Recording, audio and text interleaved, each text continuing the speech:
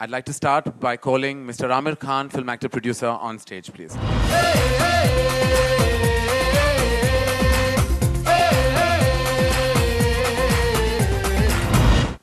बड़ा जिद्दी है यार ये. Members of the media, my colleagues from the film industry, I have been selected to speak and express the issues and concerns that the distributors and producers are facing at this point of time. With the permission of my colleagues who are here today and with the permission of my seniors who are here today, I would like to start.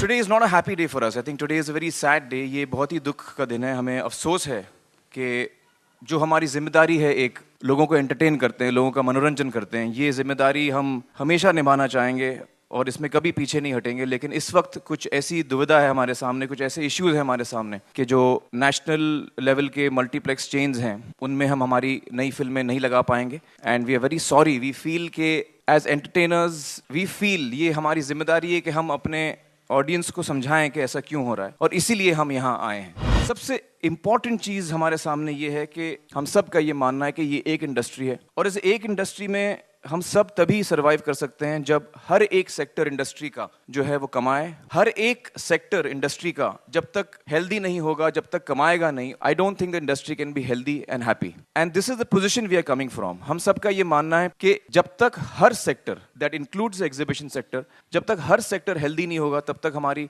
Film industry healthy नहीं होगी.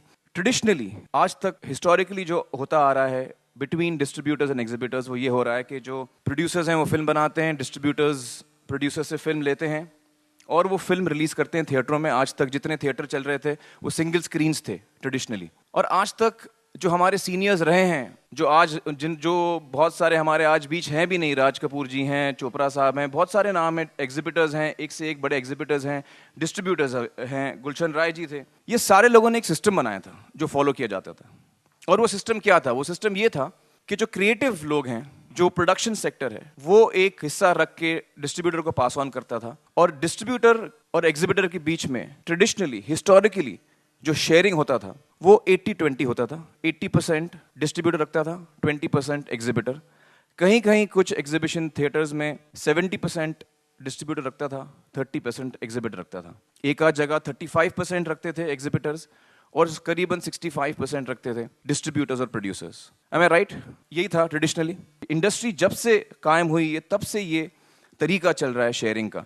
और इस तरीके के पीछे शायद मेरे मन में एक अगर थॉट मैं कहूँ आपसे तो ये होगा कि शायद the respect and the value, जो हम वैल्यू देते हैं क्रिएटिव लोगों को, क्रिएटिव लोगों के माइंड्स को, वो थोड़ा it is in favour of the creative peoples. I think there is a new order over here today.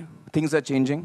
अब हमारे बीच कॉर्पोरेट्स आए हैं. ये कॉर्पोरेट्स प्रोडक्शन सेक्टर में भी आए हैं, ये कॉर्पोरेट्स एग्जीबिशन सेक्टर में भी आए हैं. And I think that the producers and distributors feel, हमारा ये मानना है कि जो वैल्यू नए नए मल्टीप्लेक्स चेन्स लाए हैं इसकी हम इज्जत करते हैं और इसकी हम बड़ी वैल्यू करते हैं. As a creative person I feel very happy कि my film is being screened in an environment.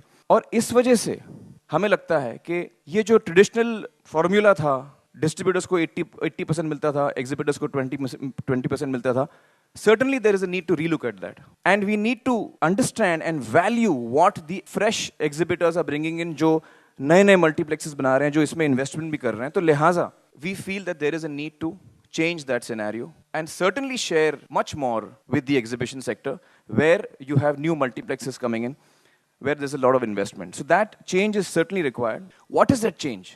क्या चेंज होना चाहिए वो? देखिए, हर सेक्टर इन्वेस्टमेंट करता है. जब एग्जीबिटर्स या नए मल्टीप्लेक्स चेन्स जो जब इसमें इन्वेस्टमेंट करते हैं, उसी तरह प्रोड्यूसर भी इन्वेस्टमेंट करता है. मान लीजिए कि फिल्म इंडस्ट्री हम कल से शुरू करने वाले हैं. कुछ लोग हैं जो फिल्में बनाएंगे, कुछ लोग हैं जो फिल्में दिखाएंगे. मेरे हिसाब से when there is huge inputs of effort and money from both sectors, whether it's exhibition, new multiplexes, whether it's corporates coming in from the production and distribution side, there is huge investment of effort and money in that. And my common sense tells me that it should be a partnership of equals. आम तौर पे क्या होता है, creative लोगों को लगता है हम इक्वल नहीं है, हम सबसे बेहतर हैं. Normally creative people feel that कि यार हम थोड़े पागल हैं, हम क्रिएटिव हैं, हमको और मिलना चाहिए. मैं बोलता हूँ हम लोग क्रिएटिव लोग ये कह रहे हैं कि इक्वल रहना चाहिए. Two people meet, they shake hands, one person makes the film, one person exhibits it. A 50% partnership, a partnership of equality is what I feel is fair.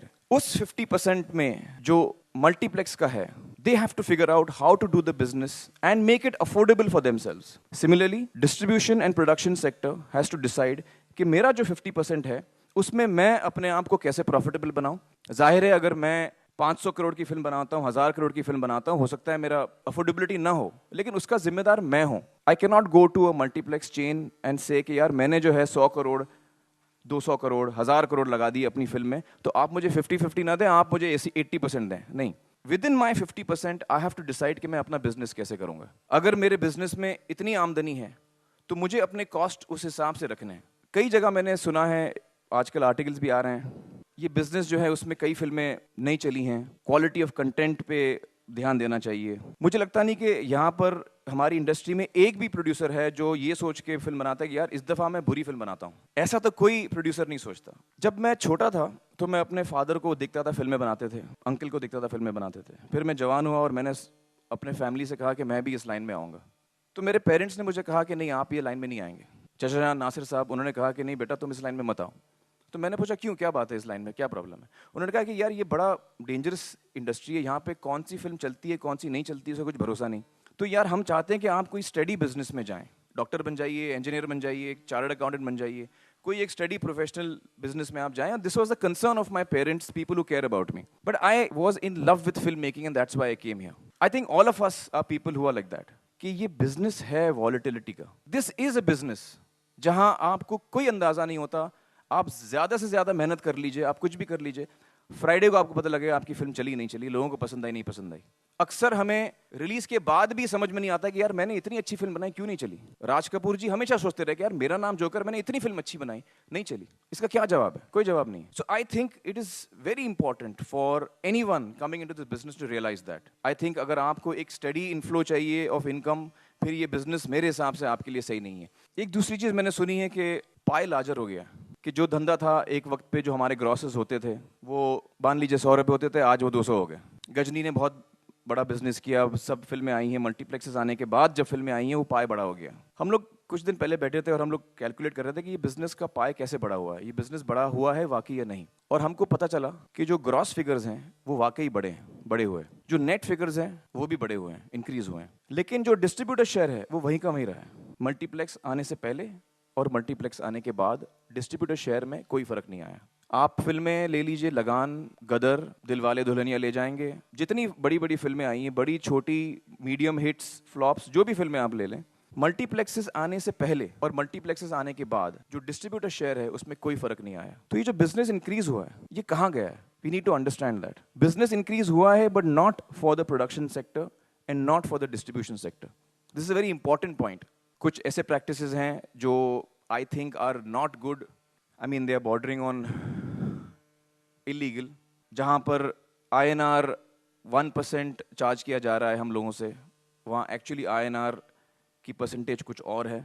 जहाँ पर सर्विस टैक्स एप्लीकेबल नहीं है वहाँ पे service tax लिया जा रहा है. सारे मल्टीप्लेक्सेस ये नहीं कर रहे हैं लेकिन कई कर रहे हैं. जहाँ पर एंटरटेनमेंट टैक्स नहीं है कुछ स्टेट्स में, वहाँ पर एंटरटेनमेंट टैक्स लिया जा रहा है. ये सारे practices definitely will have to be looked at very very seriously. I would recommend strongly that before we put up a committee, इससे पहले कि हम एक कमिटी लगाएं यहाँ से डिस्ट्रीब्यूटर्स प्रोड्यूसर की तरफ से और मल्टीप्लेक्स की तरफ से जो नेगोशिएट करे, उससे पहले मुझे लगता है एक ऐसी कमिटी बननी चाहिए जो सिर्फ रिसर्च करे कि प्रॉब्लम क्या है, दिक्कत क्या है, तो सोल्यूशन क्या निकाल सकते हैं, और वो एक सोल्यूशन निकालें मिलजुल कर बैठ के, and then they present it to the two committees who are actually meant to negotiate. That is what I would strongly recommend, because in this process we should not be fighting, we should be trying to find solutions, and that is what all of us feel as producers and distributors, that we should be looking for solutions. 50% sharing जो होती है आज भी, वो ticket का जो price है उसमें से एंटरटेनमेंट टैक्स पहले हटता है जो मल्टीप्लेक्सेस रखते हैं, क्योंकि उनको एक एंटरटेनमेंट टैक्स से छूट दी गई है. तो जो एंटरटेनमेंट टैक्स का जो परसेंटेज है हर स्टेट में अलग है, वो मल्टीप्लेक्सेस रखते हैं, और उसके बाद 50-50 शेयरिंग होती है या कुछ भी शेयरिंग होती है. So all these things are very important for us to understand. At the end of all this I think that we have to come together and find the solution. Every sector should be healthy and it should be fair. Whatever solution we arrive at, it should be a fair solution. Thank you so much.